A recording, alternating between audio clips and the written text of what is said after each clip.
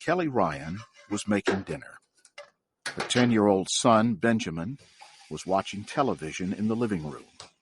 Or at least she thought he was. Benny boy, do you want black beans or red beans? Red beans, Mama. Don't do that, Ben. You scared me half to death. You're gonna get it.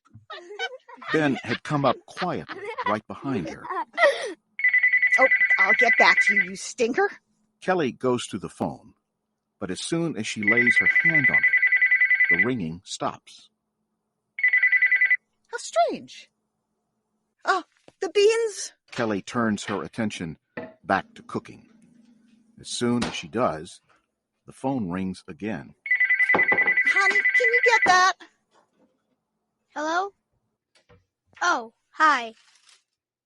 Yes, I remember. Sure, it sounds fun. Let me ask my mom. Can you hold? She might want to talk to your mom. Okay. See you tomorrow.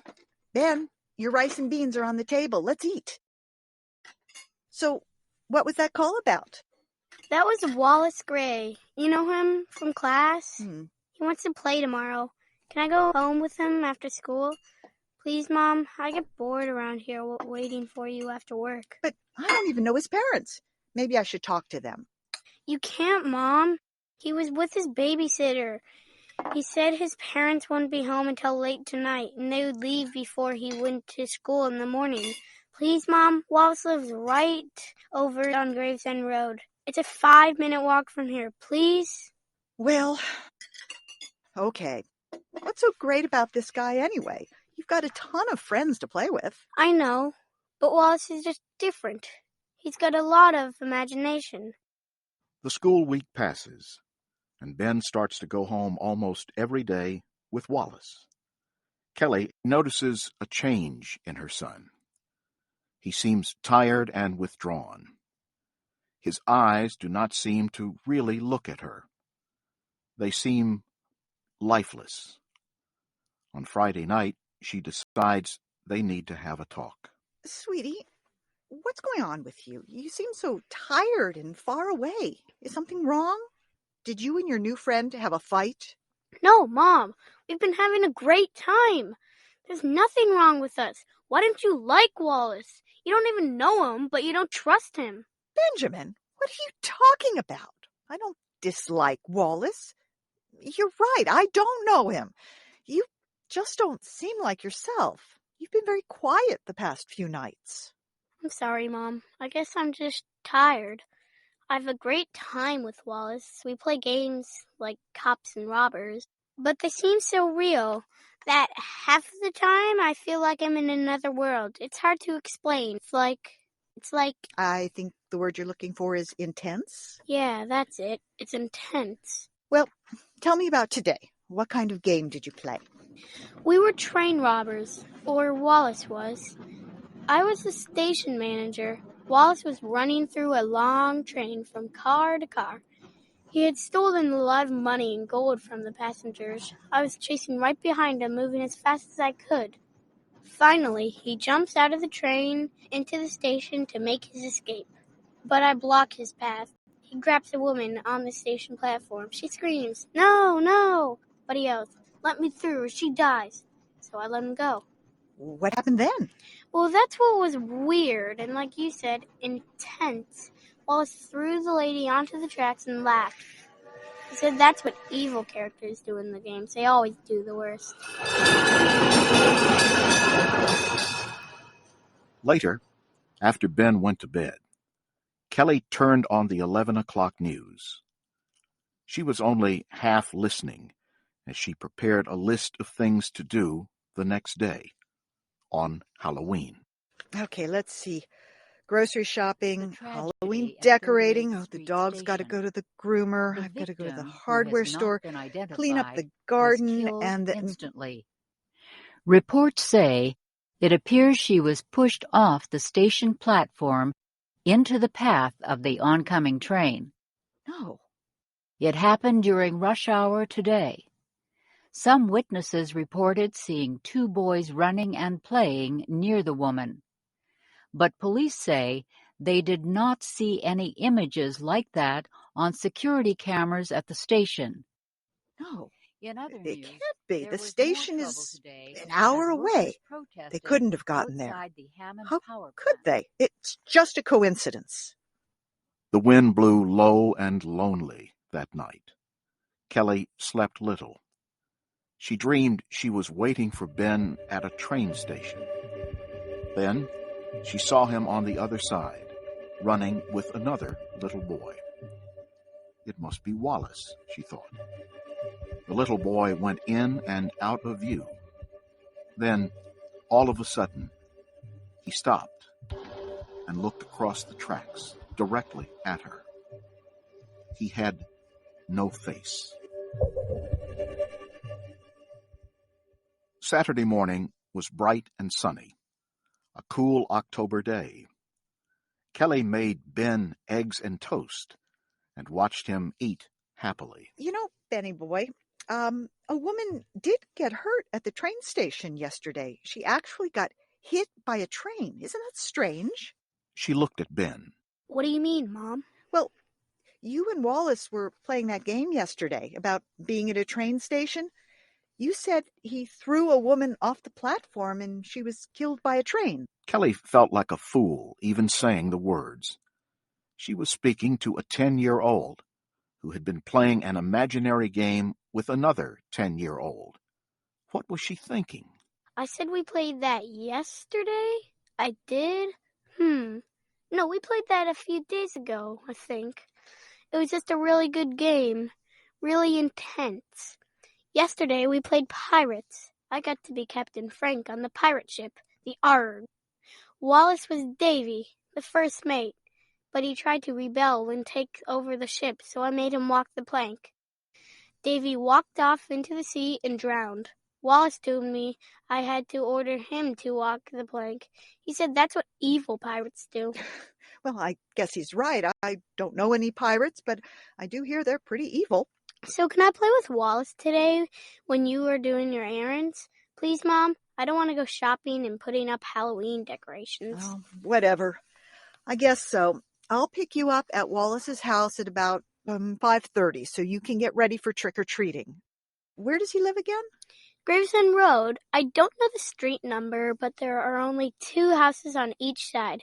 His is the second one on the left. Okay, I can find that easy enough. Do you still want me to pick up a ghost costume for you? Yep. Oh, and guess what, Mom? Wallace says he's a ghost too. I suppose we'll haunt the neighborhood together. Everywhere Kelly went that day was crowded. She spent an hour and a half just at the market. When she got home, decorating the house for Halloween was difficult, but finally she had it all up the way she wanted. Oh, gosh, it's 5 already. I don't even have Ben's costume. She jumped into her car and drove to Wilson Boulevard. The party store was just a few blocks away. Kelly soon found the ghost costume that Ben wanted. She bought it and walked out of the store. Hey, Kelly, long time no see. How's Benjamin doing? Eileen, wow, it's great to see you. How's Matt? We've been so busy since the school year started. We haven't seen anyone. Oh, Matt's good. I mean, he broke his arm last month, so no sports for him. It is driving him crazy. But at least he's got a lot of time for school now. That's good, yeah. Anyway, Matt was wondering why Benny Boy never comes by anymore. We saw him running around the neighborhood after school last week. It looks like he's having fun, but he's always alone. We don't need to set up a play date. Ben should know that. You just tell him to come by anytime. Wait a minute. Alone? What do you mean alone? He started playing with a new friend, Wallace somebody, after school, like every day this past week. Ben hasn't been alone. Wallace Gray, that's it. Do you know him? Does Matt? Oh, Kelly, I'm sure he's a fine kid. I don't know him, but don't worry. Ben's got great taste in friends. We know that. I'm sure he really wasn't alone. He was probably just playing hide and seek or something. I didn't mean to worry you. I guess everybody's on edge because of what happened to the Godwin boy this morning. Kelly suddenly felt cold and scared. What Godwin boy? And what happened to him? She was not sure she wanted to know, but she had to ask. Frank Godwin's youngest boy, Davy, the 5-year-old. You know Frank, we call him Captain. He used to be a ship captain. Well, this morning, the rescue squad found Davy in Blackheart Lake.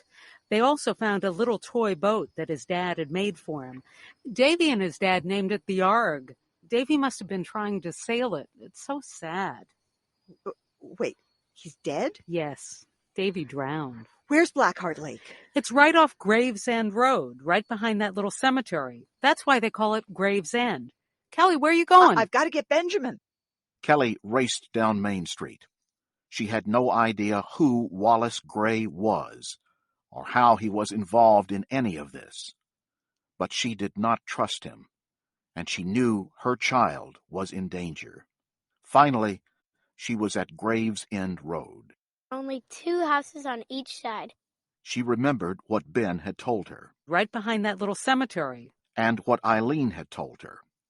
Kelly got out of the car and walked down the street. She looked around. It's the second one on the left. She could see the lake. Some fog was coming up as the sky darkened on this Halloween night. But there was no second house. Instead, what lay before her was grass and large white stones. The cemetery. Kelly walked through the gate into the yard of graves. Ben? No answer. She kept walking. Ben, answer me. I know you're here. Again, no answer. But the wind blew and some leaves began to dance around a headstone. Kelly walked slowly toward the grave. Suddenly, the sky blackened, so dark she could not see anything. She felt a force pushing at her. It tried to push her away from the grave, but she knew she had to stay. Benjamin Owen Orr, this is your mother. Come out this second. No one answered, except for the sound of the blowing wind. The darkness lifted. Silvery moonlight shone down directly onto the old gravestone in front of her. But Kelly already knew whose name she would see. Wallace Gray, October 31st, 1900 to October 31st, 1910. Some are best when laid to rest. Kelly took a deep breath. Then, Wallace Gray, this play date is over. Give me back my son. Wallace, you are in time out. suddenly, the ground shoots upward like a small volcano. Soil, sticks, and worms fly over Kelly's head and rain down again, followed by her son, who lands beside her. Ben! Ben! Mom, are you there? I can't see. All this dirt in my eyes. Ben, I'm here, baby. Right here. Oh, sweet Benny boy. Can you breathe? Are you really okay? What happened? How long were you in there? I don't know, Mom, but I didn't like it. I didn't like where Wallace lives. I want to go home. Oh, me too, sweetie. Come on. Ben, put your arm around me. Come on. Mom, one more thing. What is it, Ben? I don't want to be a ghost for Halloween.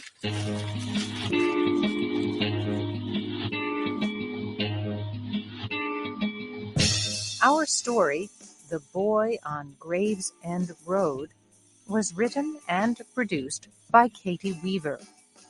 The voices were Andrew Bracken, Faith Lapidus, Catherine Cole, Shirley Griffith, and Jim Tedder. I'm Pat Bodner.